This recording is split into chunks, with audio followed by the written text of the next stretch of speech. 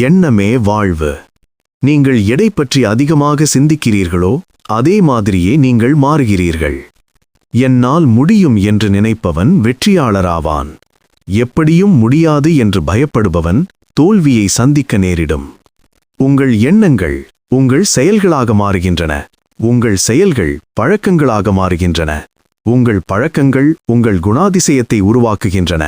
அந்த குணாதிசயம்தான் இறுதியில் நீங்கள் யார் என்பதை உலகிற்குச் சொல்லும் ஒரு மிகப்பெரிய அடையாளமாகிறது. விதை ஒன்று போட்டால் சுரை ஒன்று முளைக்குமா என்ற முதுமொழி உரைப்பது போல் உங்கள் மனதில் எதிர்மறை எண்ணங்களை விதையாக வைத்து நேர்மறையான வாழ்க்கையை அறுவடை செய்ய முடியாது.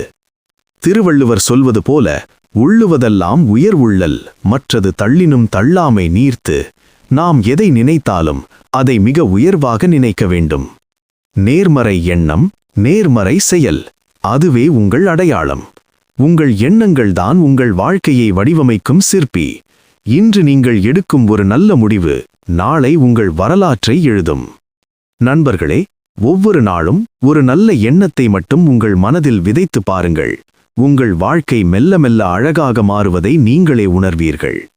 இந்த பயணம் உங்களுக்கு பிடித்திருந்தால் எம்மோடு இணைந்து பயணிக்க சப்ஸ்கிரைப் செய்து ஆதரவு தாருங்கள். நன்றி.